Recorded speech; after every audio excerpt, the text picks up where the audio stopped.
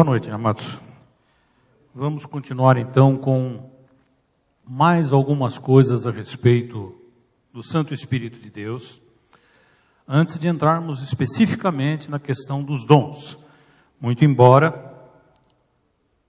por aquilo que já vem sendo colocado, fica implícito a atuação do Espírito Santo e como que ele age nas pessoas e determinadas características que ele, às vezes, dá para as pessoas utilizarem para uma finalidade bem determinada, segundo a vontade de Deus. Hoje, eu quero falar para vocês a respeito da atuação do Espírito Santo. Né? Ele tem uma forma característica de agir. E ele agiu de dois modos distintos. Um no Velho Testamento e outro no Novo Testamento, né? Que foi até a pergunta que o Everton havia feito, e eu tinha me comprometido a responder em seguida. Não respondi na quarta-feira passada, porque eu sabia que eu ia entrar nesse assunto na sequência do nosso estudo. Então vamos primeiro entender como que o Espírito Santo atua, voltando um pouco, talvez, naquilo que nós já vimos. Devia ter mudado, não sei por que não mudou.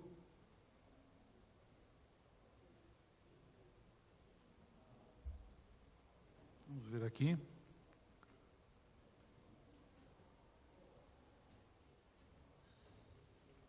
Sempre tem que aparecer uma.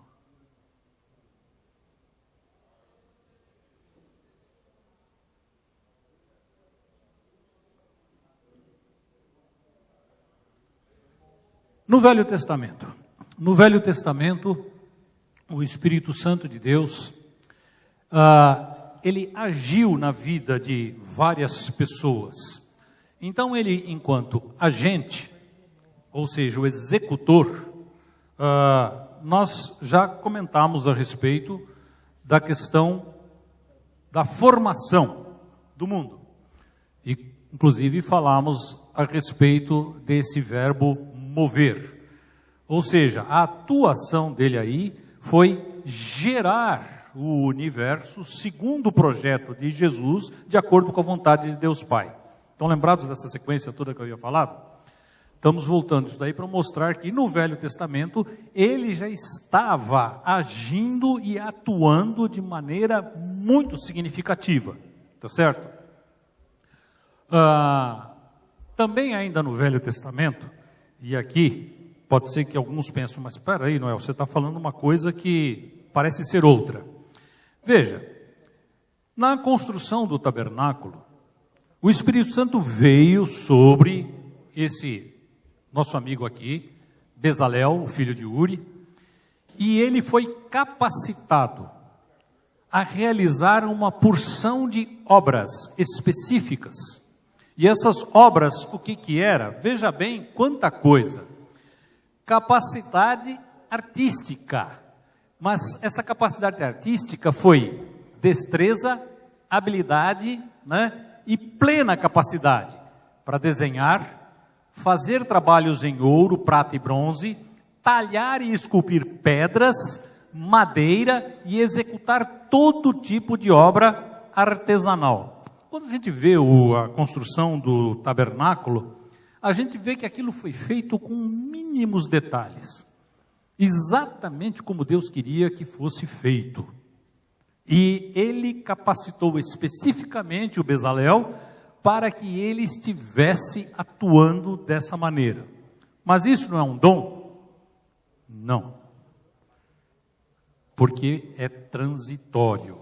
E vocês vão entender isso daqui a pouco de uma forma melhor.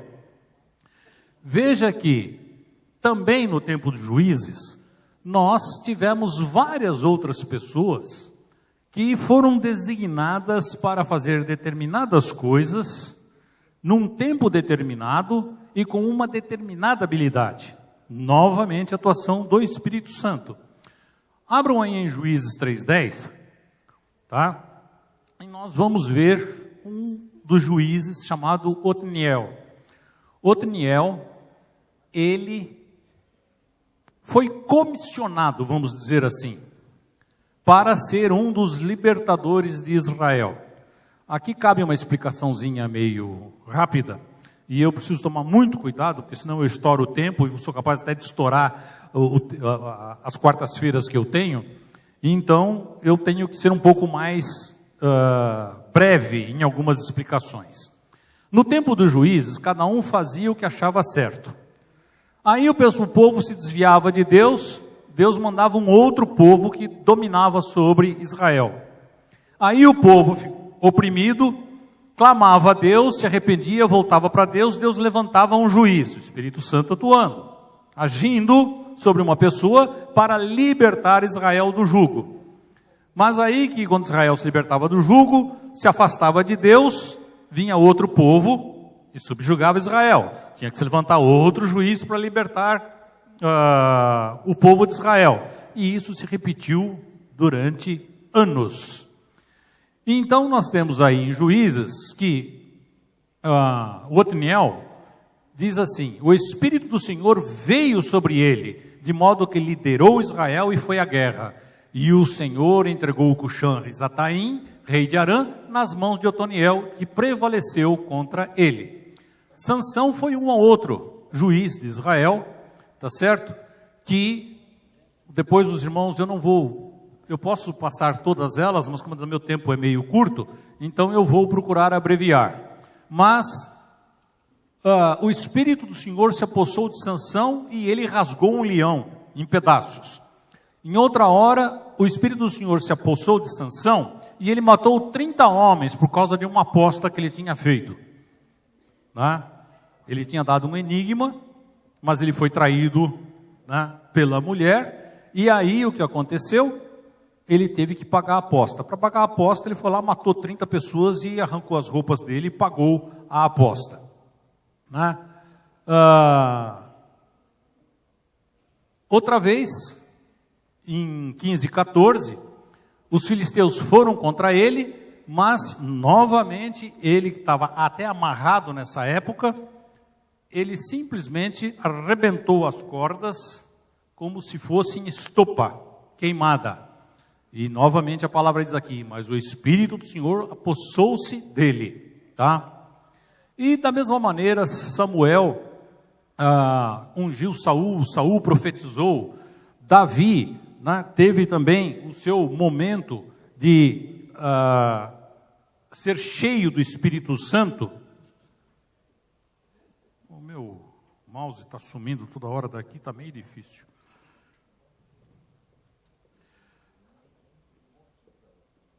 E quando Samuel ungiu a Davi, também o Espírito de Deus se apossou de Davi, e Davi também, a partir daquele momento, foi cheio do Espírito Santo. Na realidade, a atuação do Espírito Santo no Velho Testamento não era uma coisa constante. Isso responde aí a sua pergunta, viu? Porque, na realidade, o Espírito Santo era como comissionado a pegar uma pessoa específica, com uma finalidade específica, cumpria-se o propósito de Deus, e o Espírito não mais atuava naquela pessoa. Ok? Então, nós não podemos dizer que exatamente as pessoas tinham um dom, porque dom é uma coisa que a gente recebe e é nosso. Mas no Velho Testamento, era apenas um enchimento do Espírito Santo para o atendimento de um propósito divino, naquela ocasião, naquele momento, naquele cenário.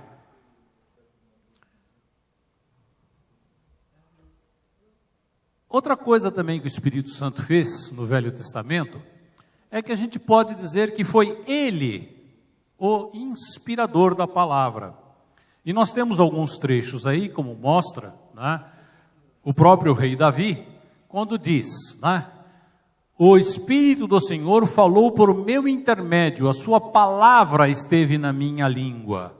Então, quando nós vemos os salmos de Davi, né, e nós temos alguns salmos que são tremendamente proféticos, tá certo? Que descrevem a própria crucificação do Senhor Jesus, que iria acontecer, né, séculos mais tarde. Então, a gente vê que é a ação do Espírito Santo, especificamente, revelando alguma coisa que foi escrita para a posteridade, tá certo? Da mesma forma, nós temos Isaías, né? Que quando nós vemos a profecia de Isaías, muitas coisas que Isaías falou, que foram se concretizar, né? 700 anos depois, veja, está em você e palavras que pus em sua boca. E ele escreveu, né, evidentemente, um livro que nós consultamos até hoje. Além dessa questão, né, de o Espírito Santo ser assim o inspirador da palavra que foi escrita, e podemos então chamar que ele é o autor, ele também ungiu várias pessoas para determinadas tarefas, tá certo? Então, como unção, né, lá em Números 11:17, nós temos Moisés, e diz assim a palavra: eu descerei e falarei com você, e tirarei do Espírito aqui também com letra maiúscula, que está sobre você, e o porei sobre eles, e eles o ajudarão na árdua responsabilidade de conduzir o povo, de modo que você não tenha que assumir sozinho. Então veja, aí foi uma divisão de tarefas em que o Espírito Santo, que guiava Moisés em todas as coisas que ele fez, desde lá das pragas do Egito, os confrontos com o faraó, tá certo? Agora ele estava lá sobrecarregado, né, para julgar todo o povo, e era muita gente que ele atendia. Então, de repente, o Espírito falou: não, vamos fazer o seguinte, do Espírito que está em você, eu vou tirar aqui e vou ungir outros para que te ajudem nesta tarefa, tá certo? Então nós vemos novamente que essa questão da atuação do Espírito Santo era uma coisa bem determinada e tinha uma finalidade específica. Eu havia também separado aí Josué em Números, né? Então o Senhor disse a Moisés: chame Josué, filho de Num, homem em quem está o Espírito, e impõe as mãos sobre eles. Moisés comissionando agora a Josué para dar seguimento à obra. Gideão também, Eliseu e assim por diante, até o profeta Daniel. Foram esses que eu havia separado assim, depois os irmãos podem, inclusive, consultar. Vejamos aqui agora. Uma das coisas, talvez, em termos de unção, mais importantes e que tem muito a ver com o estudo que nós estamos fazendo aqui, é a questão da profecia em Joel. Por quê? Porque no profeta Joel, o Espírito Santo deu a ele a capacidade de ver uma nova atuação do Espírito Santo séculos adiante. Porque diz lá em Joel: e depois disso derramarei do meu Espírito sobre todos os povos, e os seus filhos e suas filhas profetizarão, os velhos terão sonhos, os jovens terão visões. Até sobre os servos e as servas derramarei do meu Espírito naqueles dias. Eu quero que os irmãos guardem isto, exatamente essa passagem de Joel, porque nós vamos voltar a falar nela mais adiante, ok? Mas a gente percebe que, neste momento, essa questão de ungir uma pessoa para uma determinada tarefa era específica, e nós estamos vendo aqui que agora alguma coisa vai acontecer, que esse cenário vai ser novo, vai ser feito agora de maneira diferente. Nós vamos ver daqui a pouco. No Novo Testamento, agora nós podemos ver que aconteceu de muitas pessoas recebendo a plenitude, o preenchimento ou o batismo no Espírito Santo, que nós também vamos falar sobre isso daqui a pouco, tá certo? Mas vejam que coisa interessante, que lá no capítulo 2, versículo 4, que foi a descida do Espírito Santo, todos ficaram cheios do Espírito Santo e começaram a falar em outras línguas, conforme o Espírito o capacitava. Tá certo?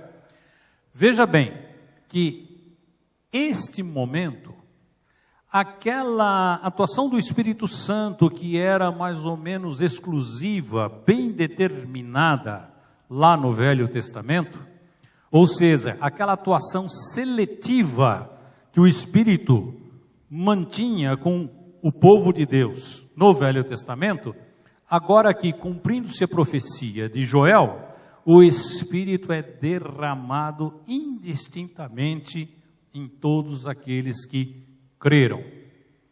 E depois nós precisamos entender bem o que significa esse negócio de crer e ser cheio do Espírito Santo. Tá? São duas coisas, são dois estágios bem distintos que a palavra de Deus nos mostra. Tá? Em Atos 8,14, os apóstolos estavam em Jerusalém e viram que o ministério de Filipe foi lá, em Samaria, pregou, e eles haviam aceitado a palavra. Quando eles chegaram lá em Samaria, Pedro e João, eles oraram para que as pessoas recebessem o Espírito Santo, pois o Espírito ainda não havia descido sobre nenhum deles. Veja bem que coisa interessante. Eles estavam lá, ouviram a palavra e creram. Eram crentes, aceitando que o Senhor Jesus havia morrido na cruz para pagar os pecados. Mas nenhum deles ainda havia recebido o Espírito Santo na sua plenitude.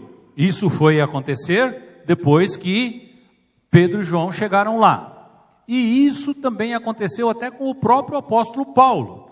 Porque se nós formos ver lá, né, aconteceu até uma coisa interessante. Paulo caiu do cavalo, ficou cego, teoricamente. Né? Alguns eruditos comentam isso, a gente não tem provas. Mas o fato é que foi mandado Ananias ao encontro de Paulo. E Ananias, não, você está doido, eu não vou lá. Esse cara está prendendo, matando todo mundo, você quer que eu vá lá? Vai. Porque ele é um vaso escolhido e eu vou mostrar a ele o quanto importa sofrer pelo meu nome. Como eu gosto dessa frase. Essa frasezinha acaba com toda essa teologia capenga que está por aí nas igrejas evangélicas. Você aceitaria Jesus para sofrer? Você aceitaria Jesus se a promessa fosse, vem para cá, e você vai levar bordoada até dizer chega? Vem para cá, você vai ser preso. Vem para cá, vão zombar de você. Vocês aceitariam isso? Mas essa é a mensagem de salvação. Sinto muito em dizer isso para vocês. Ser cristão não é ser dono do mundo, e mais que vencedor. É sofrer por Jesus. Aguentar tudo pelo nome de Jesus. É esse o convite. Lembre-se que Paulo era uma pessoa importantíssima. E largou tudo para sofrer por Jesus. Da mesma maneira, nós temos um outro relato em Atos dos Apóstolos, quando os gentios começaram a crer em Jesus. Quando os gentios começaram a crer em Jesus, Pedro foi lá ver o que estava acontecendo. E não é que eles também foram cheios do Espírito Santo e começaram a demonstrar a plenitude do Espírito Santo através da glossolalia? Eu vou falar sobre isso daqui a pouco. E aí, então, Pedro falou, olha, não tem jeito. Eles receberam o Espírito, como nós vamos batizá-los. Espírito Santo derramado sobre toda a carne, tal como Joel havia profetizado lá no Velho Testamento. Ok? Veja, todos esses fatos foram atuações bem determinadas também do Espírito Santo, mas a gente pode perceber que agora não há muita distinção de pessoas, e não há muita distinção no comissionamento. Eu vou te encher para você fazer isso, eu vou te encher para você fazer aquilo.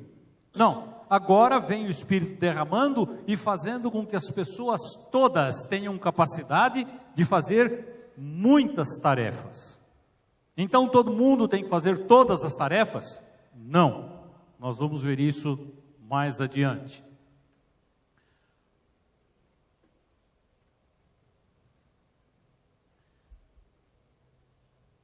Veja que essa atuação no Novo Testamento, o propósito era um testemunho muito grande em termos daquilo que Jesus Cristo havia feito. Em Atos 1:8 nós temos, né, essa dimensão, né, de testemunhar e falar a respeito da grandeza e da misericórdia de Deus. Praticamente essa é a função mais marcante do Espírito Santo hoje na igreja. O Espírito Santo quer que nós, primeiro, sejamos testemunhas. Temos que testemunhar de todo jeito quem é Jesus Cristo e o que Ele fez por nós, tá certo? Independente de toda e qualquer circunstância. E adoração. O Espírito faz nós adorarmos o Senhor Jesus da maneira correta. Porque nós podemos, infelizmente, adorar na carne, mas muitas vezes a adoração da carne cheira mal aos narizes de Deus. Mas a adoração em espírito e em verdade, essa é aceitável a Deus. Veja aqui, esse propósito, né? Primeiro, nós devemos ser pessoas alegres. Lá em Filipenses 4:4 diz: alegrai-vos sempre no Senhor. Outra vez digo, alegrai-vos. É difícil a gente se alegrar e dizer que Deus é bom quando parece que as coisas estão todas erradas. Isabel acabou de nos mostrar um exemplo, né, em que, apesar de tudo, ainda existe alegria em estar com o Senhor Jesus, a despeito de toda e qualquer circunstância, tá? Em Efésios 5:20, diz assim: dando sempre graças por tudo a nosso Deus e Pai, em nome do Senhor Jesus Cristo. Como é que está meu tempo aí? Eu me lembro de uma história. Quem aqui leu O Refúgio Secreto? Corrie ten Boom? Só o Cândido? Uma Andarilha para o Senhor, o segundo livro dela. Esse só eu. Eita! Mas uma das coisas mais interessantes que tem nesse livro foi que quando a Corrie e a sua irmã foram presas em Ravensbrück, né, elas foram colocadas num alojamento. E quando elas entraram, né, que os guardas nazistas empurraram elas para dentro do alojamento, elas ficaram horrorizadas, porque elas sentiram as pernas formigar de tanto piolho que tinha lá dentro. Mas não podia voltar, né? Lá atrás estavam os nazistas empurrando as mulheres para dentro, e elas tiveram que ficar ali. Na primeira noite, elas se ajoelharam para orar, ela e a irmã começou a agradecer a Deus por uma porção de coisas. E até que lá, pelas tantas, a irmã dela falou: Senhor, muito obrigado pelos piolhos. Quando a irmã dela falou muito obrigado pelos piolhos, ela parou a oração e falou: isso não, eu não aceito, eu posso agradecer tudo, mas eu não vou agradecer pelos piolhos.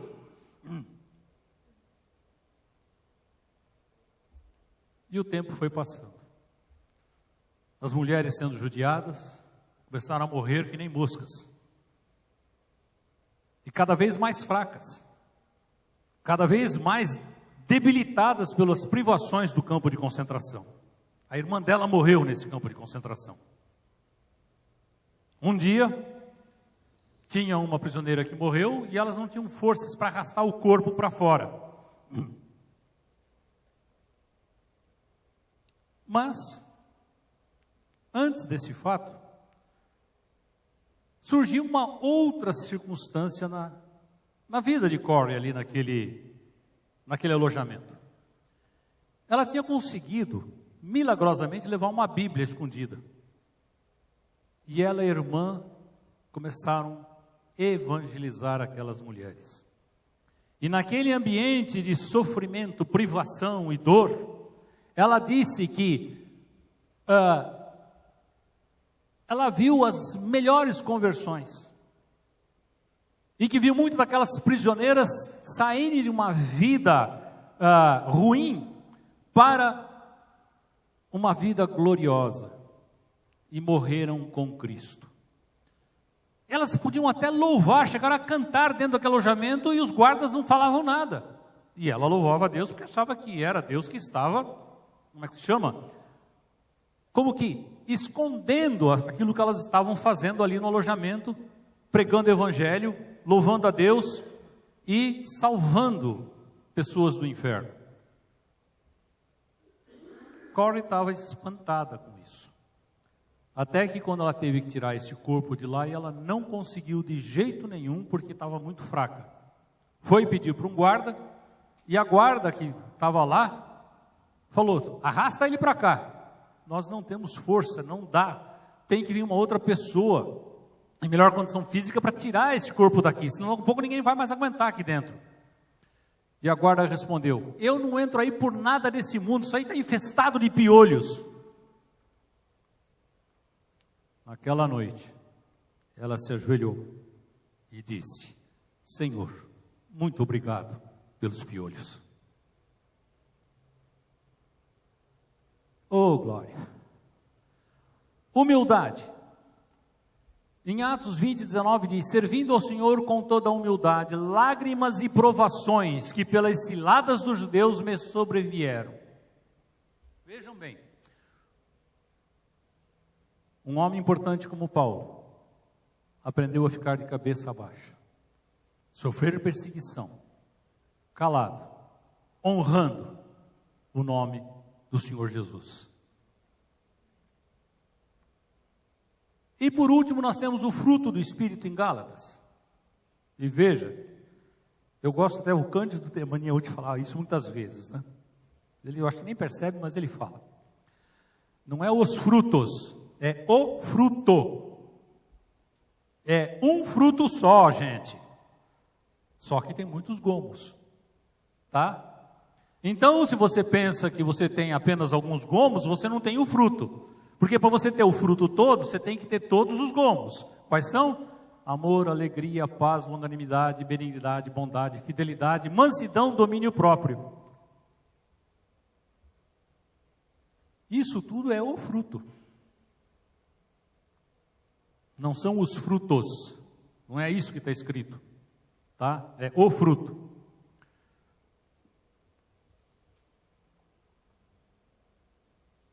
No Novo Testamento, o Espírito Santo se engaja em atividades tais como revelações.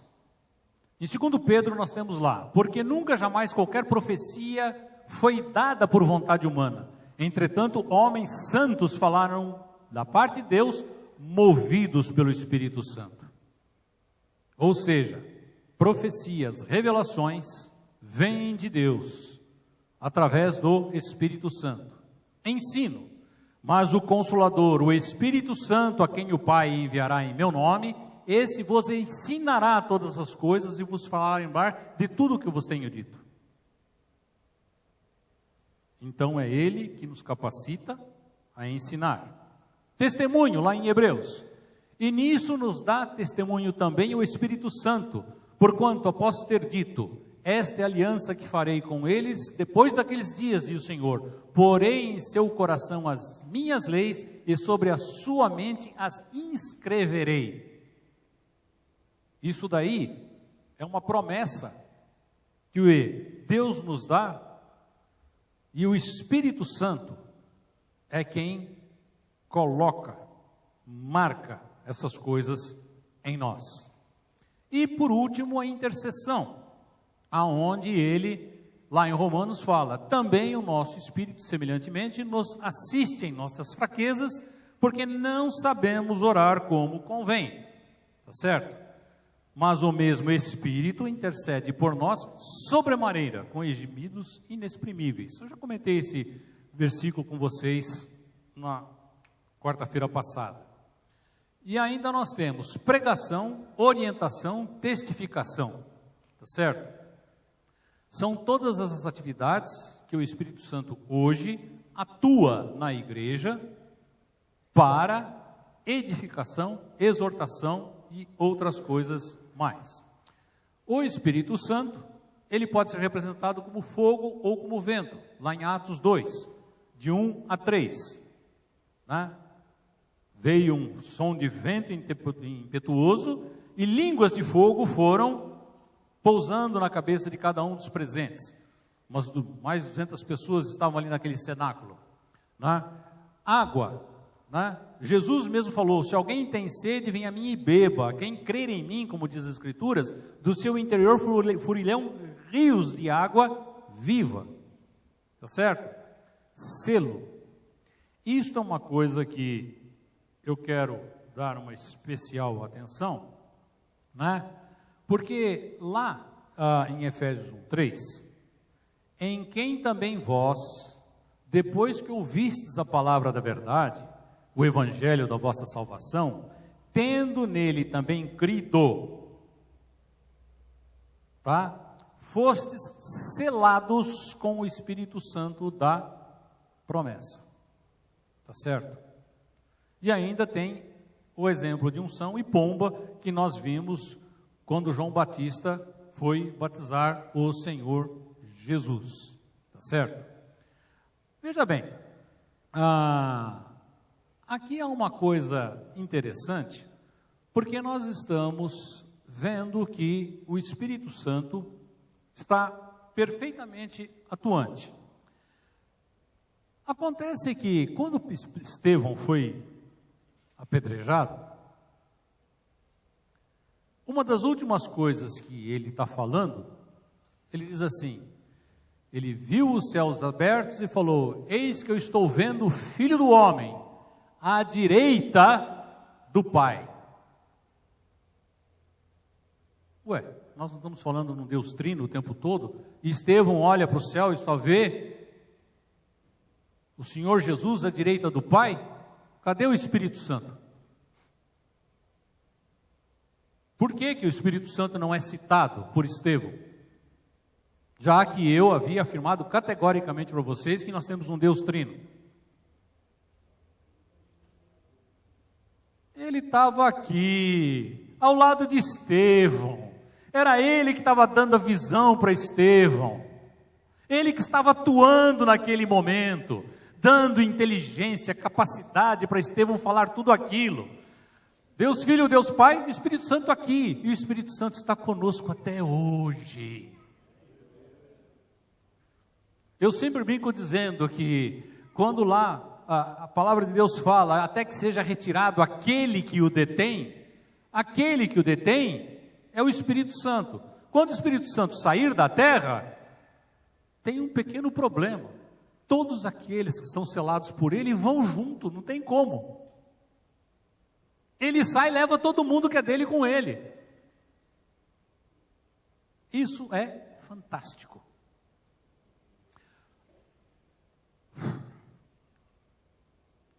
Batismo com o Espírito Santo. Eu pensei em não falar sobre isso, mas eu achei, no fim, interessante. É o meu último assunto, será que meu tempo vai dar?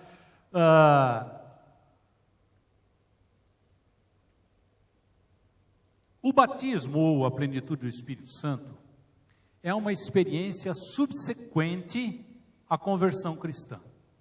A pessoa, através de um processo, ele vai se submeter à inteira liderança e habitação do Espírito Santo. E é uma ordem que Jesus deu, né? Não vos embriagueis com vinho, no qual há dissolução, mas enchei-vos do Espírito. Jesus quer que nós sejamos cheios do Espírito, tá certo? Por que nós precisamos entender que existem dois momentos? Lá em Efésios, né, nós vemos nele, em algumas traduções está escrito, em quem, quando vocês ouviram e creram, aqui está no passado, já creram, na palavra da verdade, o evangelho que os salvou, vocês foram selados com o Espírito Santo da promessa. Toda vez que uma pessoa se rende aos pés de Jesus, porque creu, ele recebe um selo. Ele vai estar, a partir daquele momento, salvo. E nada mais muda isso. Ok? Mas, eu costumo dizer o seguinte, é como se eu pertencesse, por exemplo, a um país, e no momento que eu me engajo nas Forças Armadas, eu ganho o uniforme de soldado. Estou lá, toda a minha vestimenta mostrando que eu sou um soldado, mas eu não tenho arma nenhuma, eu só tenho a roupa. Qualquer um que vai me ver na rua fala, aquele lá pertence ao exército. É reconhecido na hora. E sabe o que é melhor? O diabo também reconhece que nós somos selados com o Espírito. Olha, aquele tem o selo de Deus, não tem como. Mas nós precisamos receber a nossa armadura. Vários outros trechos da Bíblia comprovam isso, como por exemplo esse trecho em Atos. Deixa eu botar óculos, que não adianta nada. Atos 1, de 4 a 8. Certa ocasião, enquanto comia com eles, deu-lhes esta ordem: não saiam de Jerusalém, mas esperem pela promessa de meu Pai, da qual lhes falei. Pois João batizou com água, mas dentro de poucos dias vocês serão batizados com o Espírito Santo. Então os que estavam reunidos lhe perguntaram: Senhor, esse é o tempo em que vai restaurar, né, o reino de Israel? Já estavam entendendo tudo errado. Mas ele disse: receberão poder quando o Espírito Santo descer sobre vocês e serão minhas testemunhas. A palavra poder aqui é dunamis. Dunamis deu a palavra dinamite em português. Ou seja, é força bruta, é para arrebentar. Esse poder que Deus está oferecendo aí é a força para arrebentar mesmo. É arma, tá certo? E para que nós precisamos disso? Para sermos testemunhas. Esse é o objetivo, ok? No dia de Pentecostes, veio a promessa. E todos ficaram cheios do Espírito Santo. E começaram a falar em outras línguas, conforme o Espírito capacitava. Eu vou voltar a esse assunto de línguas depois, mais tarde, e especificar claramente o que é uma coisa e o que é outra. Tá? Eu me lembro que, quando eu fiz o UFC, uma coisa interessante que eles falavam lá, era assim, na Bíblia, tudo é tudo, nada é nada, uma coisa é uma coisa, outra coisa é outra coisa. Eles falavam muito isso. Na realidade, eles diziam isso para poder a gente entender a Bíblia de uma maneira bem criteriosa, tá certo? Nós temos que ser meticulosos ao ver a Bíblia e entender as coisas tal como elas são, ok? Vejam que Apolo estava lá em Coríntio e ele chegou a Éfeso e já encontrou gente lá que acreditava em Jesus. Vocês receberam o Espírito Santo quando creram?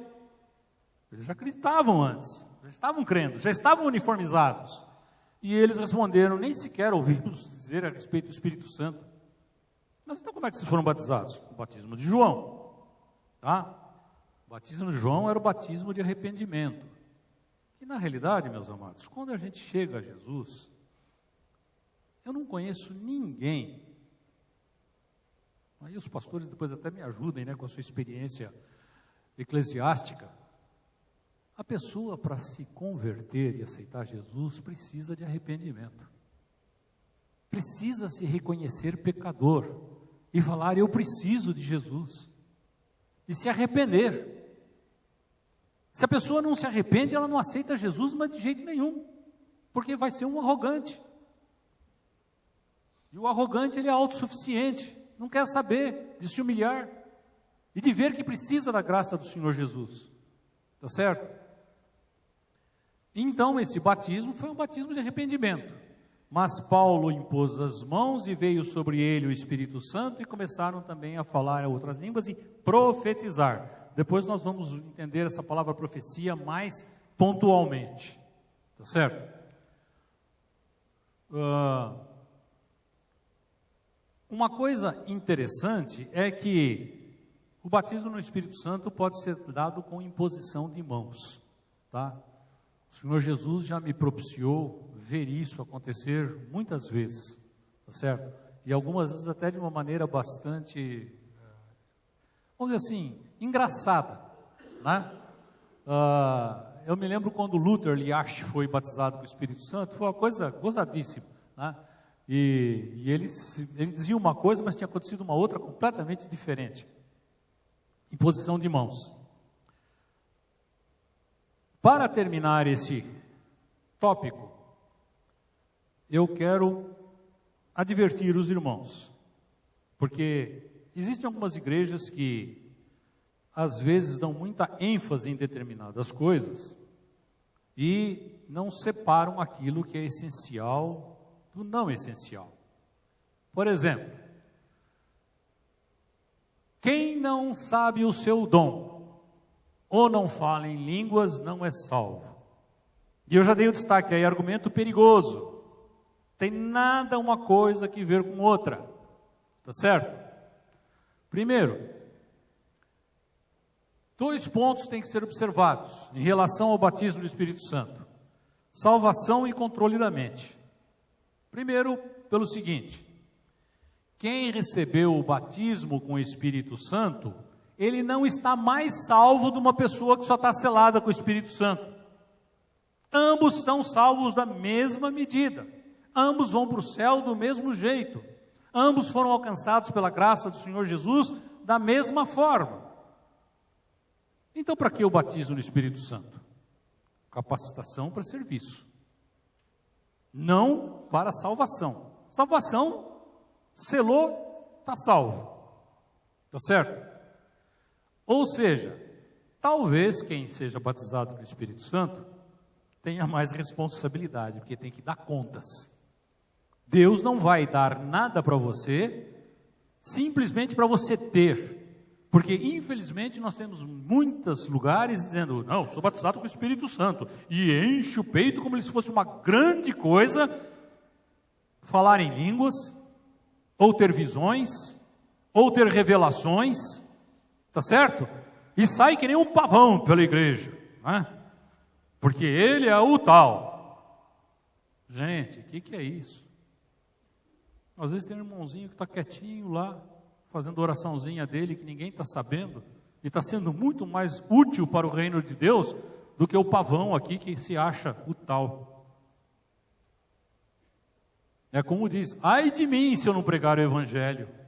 É carga, é serviço, e muitas vezes a gente tem que fazer isso com lágrimas, mas tem que fazer. Queria ver se hoje em dia tivesse açoite por aí para quem pregasse o evangelho, se ia sair gente pregando o evangelho por aí.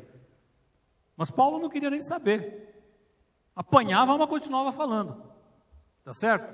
Por isso que eu coloquei esse negócio aí. Provavelmente tem mais responsabilidade. Ganhou mais, a quem muito for dado, muito será exigido. Eu te dei tudo isso, o que você fez com o que eu te dei? Brabo isso, hein?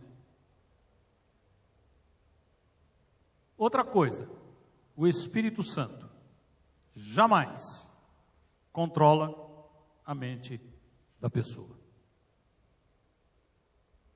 Já vi muitas pessoas endemoniadas, e depois que o demônio é mandado embora, elas nem se lembram do que aconteceu, nem sabem o que fizeram, porque tiveram a sua mente totalmente bloqueada pela ação maligna. O Espírito Santo, ele é eterno, ele é meigo, ele pede licença para poder fazer a obra pelo seu intermédio. E quando você realmente deseja fazer, ele te capacita e ele te dá mais e mais e mais. E você vai fazendo. Mas se você quiser parar, na hora ele se encolhe e não força, não obriga. A palavra é bem clara quando diz que o espírito do profeta está subordinado ao profeta. Então eu posso profetizar quando eu quero, eu posso parar de profetizar quando eu quiser. Eu posso orar em línguas quando eu quero, e eu posso parar de falar em línguas quando eu quero. Mas nós vamos voltar a falar sobre esse assunto com mais detalhes nos dias subsequentes. Então, vai ficar, acho que agora até o Zé vai falar, ufa! O Zé tinha me pedido para falar sobre os dons do Espírito Santo, e eu gastei 2 quartas-feiras só para introduzir o tema. Próxima quarta-feira, vamos começar a falar especificamente sobre os dons espirituais, com a graça do nosso Jesus. Amém? Pastor?